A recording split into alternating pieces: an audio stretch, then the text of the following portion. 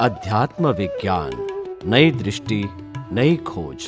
देखिए, सुनिए और समझिए। अध्यात्म विज्ञानी पूज्य स्वामी श्री कमलेशानंद जी के निर्देशन में सनातन सत्य का अनुसंधान कर जीवन को प्रकाशित करें। आपके ऊपर, आपके पास इतना कॉन्फिडेंस होना चाहिए कि मन वचन काया और 5 इंद्रियों से जो अनुभव में आता है उसमें सुख देने की शक्ति नहीं है। इतना मेरे को 100% विश्वास है, उसमें कोई कन्फ्यूजन नहीं है। और दूसरी बात, सुख का स्वभाव सिर्फ आत्मा में है और वही मैं खुद हूँ। ये बात में भी 100% विश्वास होना चाहिए। पहले ट्रस्ट तो होना चाहिए। दोनों साइड पे रहोगे तो आप कंफ्यूजन में है, आप कहोगे मैं आगे बढ़ रही हूँ, कंफ्यूजन ही, दोनों साथ में नहीं हो सकते है ना। क्लैरिटी तो सोच में होनी चाहिए ना। जब क्लैरिटी नहीं है, it means you are not start the right path. मैं ऐसा नहीं कहता हूं कि आपको अनुभव हो गया है, मगर सोच में तो क्लैरिटी पहले होनी चाहिए ना, तभी रास्ता सही है ऐसा आप कहोगे ना। आप अनुभव धीरे धीरे होगा, मगर सोच तो सही होनी चाहिए ना। मेरे को इतना कॉन्फिडेंस होना चाहिए कि अहमदाबाद से बंबई जाना है, 500 किलोमीटर है और ये राइट ट्रैक है, इतना तो मालूम होना चाहिए ना। बाद में मैं चलूंगा तो धीरे धीरे आगे बढ़ूंगा ना, मगर मेरे को पाथ नहीं मालूम है तो फिर क्या करूंगा। और मैं चलता हूं मगर पाथ नहीं मालूम, और मैं अहमदाबाद से दिल्ली की ओर चलता हूं मगर मानता हूं कि मुंबई का पाथ है, तो मेरा माइल बढ़ेगा या कम होगा? बढ़ेगा। फिर भी मानता हूं कि मेरा राइट ट्रैक है, तो फिर भगवान क्या करेंगे इसमें, या ज्ञानी क्या करेंगे? दुनिया अपनी मान्यताओं से नहीं चलती है। इसीलिए मैंने कहा आपको सनातन सत्य का अनुभव करना पड़ेगा और वो बिलीव करना पड़ेगा 100% इन योर बिलीव। वो सनातन सत्य न मेरा है, न और किसी का है, और न रामकृष्ण महावीर का भी है। सनातन सत्य का मतलब होता है लॉ ऑफ नेचर, जिसका कोई क्रिएटर नहीं होता है। जब कोई अनुभवी पुरुष आपको बात करता है तो उनको सुनने के बाद जो घर जाके सभी एंगलों से जितनी हमारी एबिलिटी है, अपनी एबिलिटी का यूज करके इसको अपने आप को कन्विंस करने के लिए कोशिश करो कि कोई भी एंगल से ये बात मेरे को परफेक्ट लगती है कि इसमें कंफ्यूजन है, before we accept it. Correct? Blindly accept नहीं करो कि मैंने कहा और आपने स्वीकार कर लिया, ये ब्लाइंडली एक्सेप्ट है। उसमें आपका ग्रोथ नहीं होगा, नॉलेज होगा, ग्रोथ नहीं होगा। क्योंकि जब आपने उसको टेस्ट नहीं किया है, कॉन्फिडेंस नहीं आएगा। क्योंकि आपने सुना है, पढ़ा है, मगर आपने खुद टेस्ट नहीं किया है थ्रू योर विजन। तो पहले आपकी जो भी एबिलिटी है इसके मुताबिक ये बात को समझने की कोशिश करो कि मेरी जितनी एबिलिटी उसने एंगल से मेरे को ये बात सही लगती है या कंफ्यूजन है इसमें। अगर है तो क्वेश्चन कर लो और वो कंफ्यूजन निकाल दो। फिर सभी प्रकार के एंगलों से हमको समझ में आ जाता है कि नहीं, ये शरीर और आत्मा दोनों अलग है। शरीर कर्मों का भुगतान का साधन है, शरीर का स्वभाव अलग है, शरीर की क्वालिटीज अलग है। मेरा स्वभाव अलग है, मेरी क्वालिटीज अलग है। शरीर जड़ है, मैं चेतन हूँ। और कोई भी एंगल से मेरे को मालूम होता है कि न मैं शरीर हूँ, न मैं शरीर का स्वभाव हूँ, न मैं शरीर की भुगतान को भुगतान करने वाला हूँ, न मेरा जन्म है, न मेरा जीवन है, न मेरा मृत्यु है। आप समझे ना?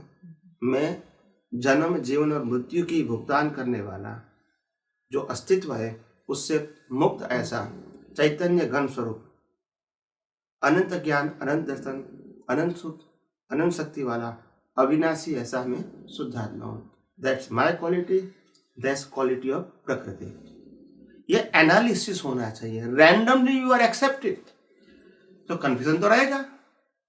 तो कोई भी बात को रैंडमली एक्सेप्ट मत करो, आपकी एबिलिटी का यूज करो before you accept it. Listen करो, एक्सेप्ट नहीं करो।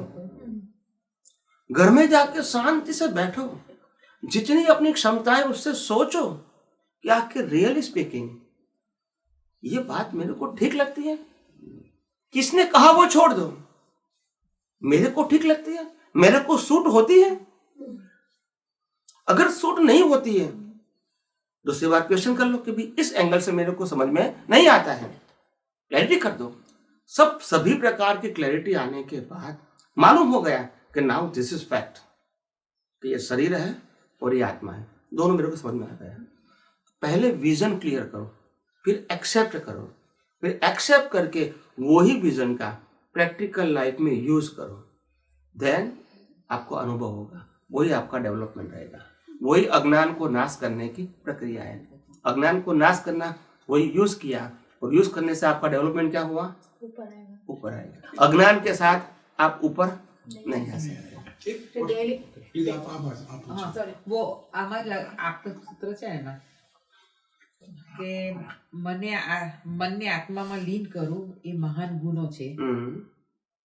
પ્રેક્ષક ને ફિલ્મ બે એક થઈ ગયા તો જુએ શું? મન તો ફિલ્મ બતાવે, તેનો આપણે જ્ઞાતા દ્રષ્ટા રહેવાનું. સૂક્ષ્મતર અને સૂક્ષ્મતમ સંજોગોને જ્ઞાતા દ્રષ્ટા રહેવાનું. એ બરાબર. મનને આત્મામાં લીન કરવું એ મહાન ગુનો છે, એનો શું અર્થ? તમે કોઈ દિવસ इसका उत्तर आपने कभी सुना है किसी के पास से? नहीं, किसी आमा आवी એટલે वो उसमें आया, वो बराबर है, आपता सूत्र में है, वो भी बराबर है, मगर कभी किसी ने उस सूत्र के ऊपर उत्तर दिया? जैसे कई लोग नहीं कहते मैं आपतवाणी पढ़ता हूँ, ऐसे कोई व्यक्ति ने आपता सूत्र पढ़ा है और एक्सप्लेन किया है कभी? मैं ये कहना चाहता हूँ, नहीं, बिल्कुल नहीं। आप किसी ने सुना है? बस तो ये समझने की जरूरत है। मन को आत्मा में लीन करना, क्या बताया? मन को आत्मा में लीन करना। ये मन का स्वभाव ही नहीं है। मन मैकेनिकल है। दूसरी बात, मन डिस्चार्ज है। मन control and governed by the law of nature as per previous birth cause. क्या उसको हम आत्मा में लीन कर सकते हैं? कर सकते हैं? एक विनाशी है, एक अविनाशी है। हाँ, मगर कर सकते हैं? नहीं कर सकते हैं। तो आत्मा में लीन करने का मतलब होता है जो लाइव ईगो है, इसके अंदर जो चित्त है, जिसका नाम है ज्ञान वत्ता दर्शन इज इक्वल टू चित्त। तो चित्त से आत्मा के साथ जुड़ना है। चित्त का मतलब होता है ज्ञान और दर्शन से, और वो भी कौन सा चित्त? लाइव, मैकेनिकल नहीं, डिस्चार्ज चित्त में नहीं। जो पुरुषार्थ वाला चित्त है, इसको अटैच करना है। I am a pure soul. फिर आत्मा साथे जॉइन करવાનું છે। मतलब कि चित्त એ કોણ કરે? પ્રતિષ્ઠિત આત્મા। वही प्रतिष्ठित आत्मा करे, પણ चित्तને એમ કે તમારે અંદરની તરફ રાખવાનું છે। वो तरफ की बात नहीं है। ऑन द स्पॉट ज्ञान सर्कलમાં દાદા એમ કહે છે કે સર્કલમાં નહીં, એમ ચિત્તને સર્કલમાં રાખો એમ। કસાકે એ વાંચવામાં આવ્યું છે ક્યાંક, ચિત્તને કુંડાળામાં રાખવાનું। वो तो मैंने कहा है सर्कल और सेंटर। હા, એ તો સર્કલ સેન્ટર એ તો તમે કીધું, પણ મેં કાંઈક વાંચવામાં પણ આવ્યું છે આજમાં કે કુંડાળામાં નહીં, એમ ચિત્તના કુંડાળામાં। આપ તો વાણીમાં જ છે ક્યાંક કોઈ કેવું શબ્દ। वो तो दूसरा एंगल है, वो संयम के लिए बताया है। आपका आपके चित्त को संयमित रखो, यानी हाजिर रखो, उसके लिए बताया है। हाजिर, प्रेजेंट। खाना है तो चित्त यहाँ रखो, काम करना है तो यहाँ काम में रखो। काम यहाँ करते हो, चित्त घर पे ले जाते हो, तो इट इज नॉट करेक्ट। वो कहता है हार्ड फेल होता है। क्या होता है? तो what ever work while you work and play while you play, but all the time your चित्त इज रिक्वायर्ड द प्रेजेंट। यानी चित्त का मतलब होता है आपका ज्ञान दर्शन हर अवस्था में प्रेजेंट होना चाहिए। अभी ये प्रेजेंट होना चाहिए, वो तो दादा भगवान ने बता दिया, मगर हमको प्रेजेंट होना क्या है वो नहीं मालूम। वो कैसे? वही तो बात है, इतने साल होने के बाद भी, क्योंकि हमको साइंस मालूम नहीं है। नॉलेज तो सबको है, तो एक जागृति थी ना, वही तकलीफ है ना। नॉलेज तो है क्योंकि पढ़ा है, सुना है, साइंस नहीं है। तो इसीलिए कहा चित्त को हाजिर रखने का मतलब ज्ञान दर्शन को हाजिर रखने का, और ज्ञान दर्शन को हाजिर रखने का मतलब at a time in any circumstances ये होना चाहिए I am a pure soul, और मेरे अलावा जो कुछ भी मन वचन काया है और 5 सेंसेस से दुनिया अनुभव में आती है वो कुदरती रचना है। आप समझे? मैं शुद्धात्मा हूं, वो ज्ञान है, और मेरे अलावा जो कुछ भी है, एनीथिंग एल्स, वो कुदरती रचना है, वो दर्शन है। ये ज्ञान दर्शन है।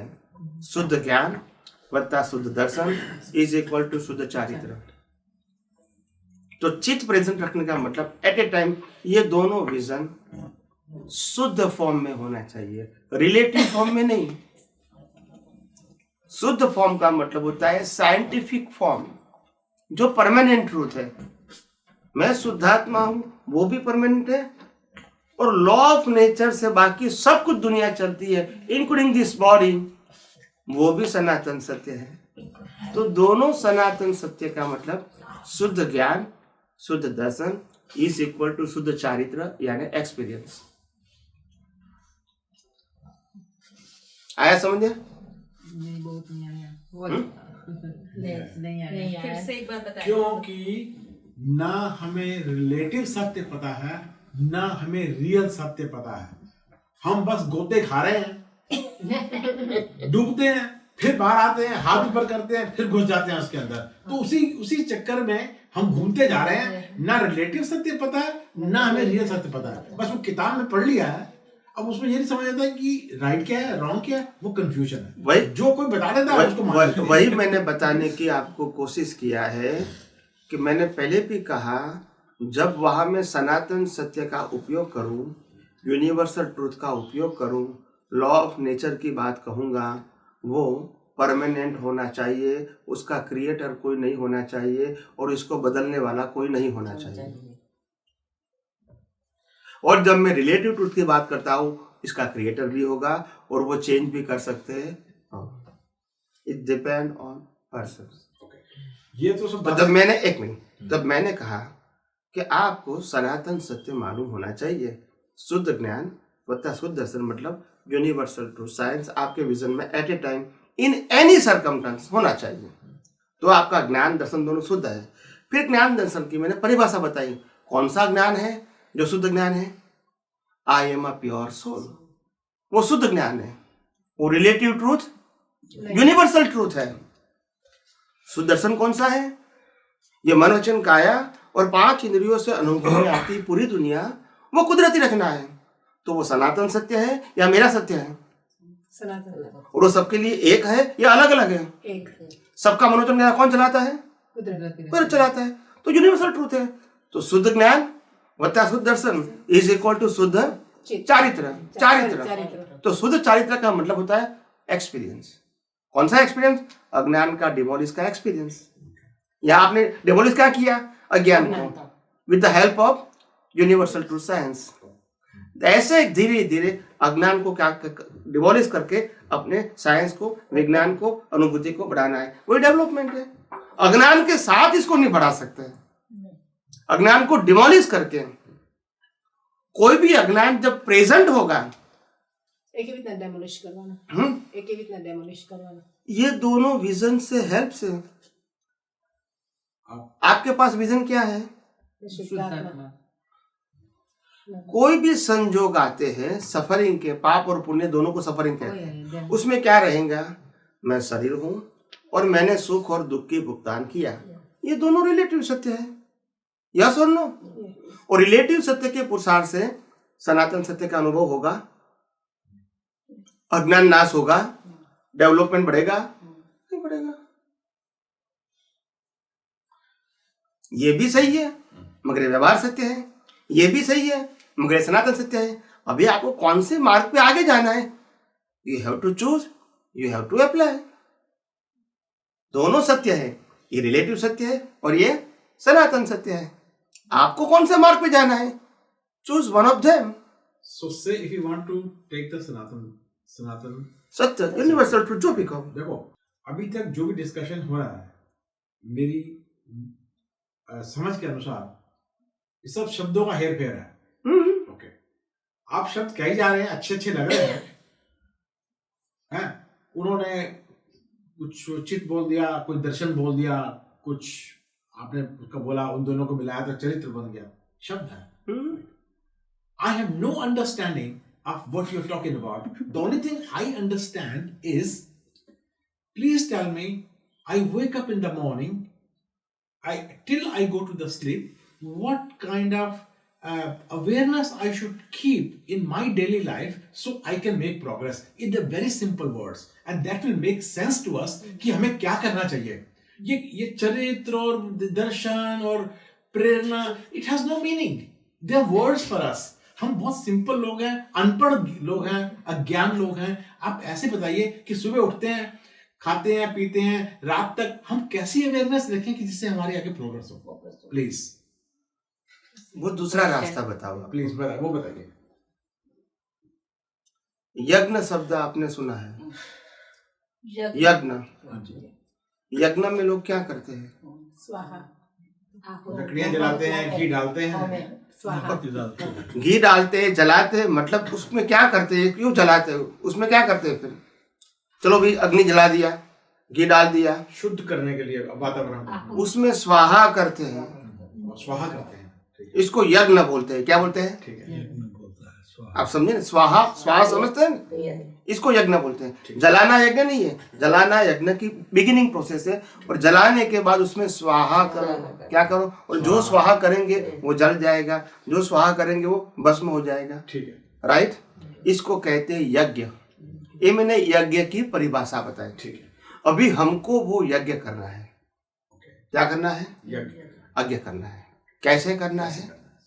मैं सुबह वेकअप होता हूं तो मैं ये शरीर के दिमाग ने, दिमाग किसका होता है? आत्मा का, शरीर का?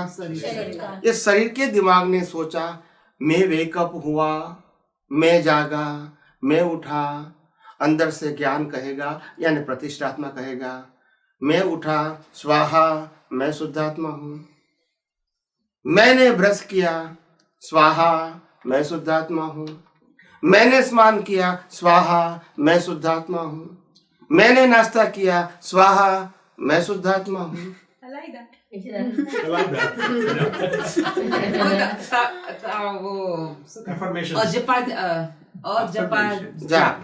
वही तो है, दूसरा नाम है। मैंने बहुत सारे रास्ते दिखा है, बहुत सारे दिखा है। સહેલામાં રસ્તો કયો છે? અજપા જાપ તમે કીધું બોલવાનું પણ નથી અને અજપા જાપ ये भी बोलने का नहीं है, ये तो मैं आपको एक्सप्लेन करके बताता हूँ। वो अंदर ही बोलने का है, बाहर नहीं बोलने का है।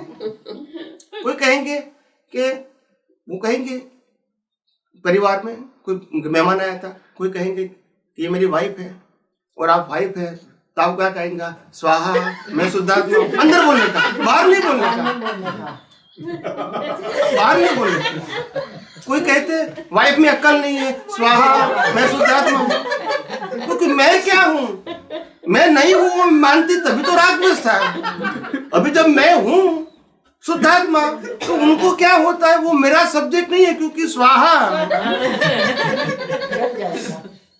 जब then I accept it कि I am a wife, then the puzzle starts.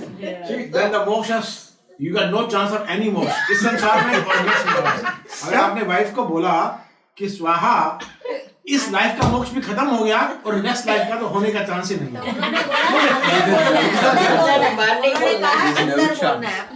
बाहर नहीं बोलना, मैं तो मैंने मना किया। आपको बताने के लिए तो बोलना पड़ेगा ना। आप कहोगे ज्ञान दो तो मैं अंदर बोलूंगा। मेरे को तो बताना पड़ेगा ना। कृष्ण भगवान ने तो अर्जुन को बताया ना। कृष्ण भगवान कहेगा कि अंदर बोलना है तो अर्जुन कहता है तुम भी अंदर बोलो, तो फिर इसको मालूम कैसे होगा? इतने सारे टेढ़े मेढ़े प्रश्न करते हैं, टिपिकल क्वेश्चन करते हैं। यहां से जो उत्तर मिलता है वो प्रिंसिपली मिलता है, रैंडम नहीं मिलता है। आप समझे? आप समझे? आपका प्रश्न कैसा भी है, टेढ़ा है, मेढ़ा है, उल्टा है, सुलटा है, मगर यहां से उत्तर क्या मिलता है? Universal truth. Either we accept it or not, but my answer is on the basis of universal truth. तो ये बड़ी बात है।